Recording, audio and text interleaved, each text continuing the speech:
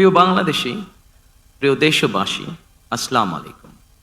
দেশের স্বাধীনতা প্রিয় গণতন্ত্র প্রিয় জনগণ আবারও বিএনপিকে বিজয়ী করে দেয়। আলহামদুলিল্লাহ। এ বিজয় এ বিজয় বাংলাদেশের, এ বিজয় গণতন্ত্রের, এই বিজয় গণতন্ত্রকামী জনগণের। আজ থেকে আমরা সবাই স্বাধীন। আমি দেশের সকল জনগণকে জানাই আন্তরিক অভিনন্দন। সকল প্রতিবন্ধকতা মোকাবেলা করে আমরা দেশের গণতন্ত্র প্রতিষ্ঠার পথ সুগম করেছি।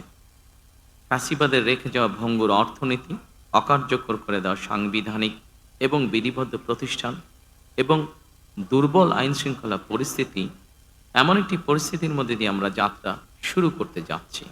আপনাদের স্বতঃস্ফূর্ত অংশগ্রহণের 1.5 দশকেরও বেশি সময় পর দেশে পুনরায় জনগণের সরাসরি ভোটে জনগণের কাছে জবাবদিহিমূলক সংসদ এবং সরকার প্রতিষ্ঠিত হতে যাচ্ছে।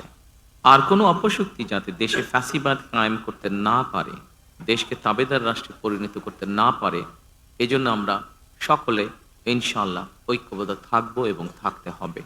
জামাতে ইসলাম, এনসিপি, ইসলামী আন্দোলন বাংলাদেশ, জমিয়তুল ইসলাম, গণ অধিকার পরিষদ সহ 51টি রাজনৈতিক দল এই নির্বাচনে অংশগ্রহণ করেছিল।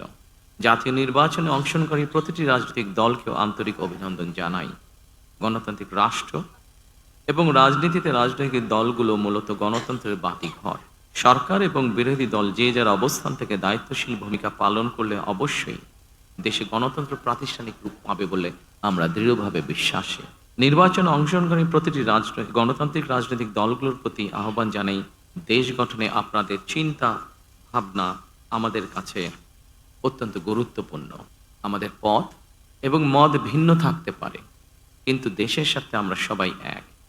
আমি বিশ্বাস করি জাতীয় ঐক্য আমাদের শক্তি, বিভাজন আমাদের দুর্বলতা। প্রিয় দেশবাসী, জনমনে সৃষ্ট সকল সংশয় কাটিয়ে শেষ পর্যন্ত দেশে শান্তিপূর্ণভাবে একটি অবাধ, সুষ্ঠু এবং নিরপেক্ষ নির্বাচন অনুষ্ঠিত হয়েছে। এজন্য অন্তর্বর্তীকালীন সরকার এবং নির্বাচন কমিশনকে বিশেষ ধন্যবাদ জানাই। জনগণের প্রত্যাশিত এই নির্বাচন অনুষ্ঠানের জন্য গণতন্ত্রের ইতিহাসে আপনাদের অবদান স্মরণীয় হয়ে থাকবে।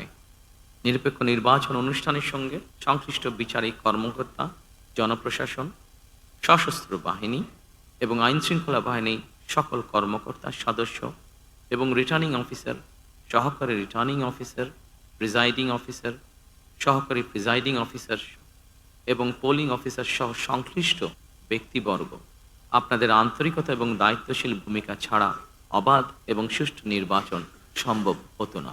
আপনাদেরকে অসংখ্য ধন্যবাদ।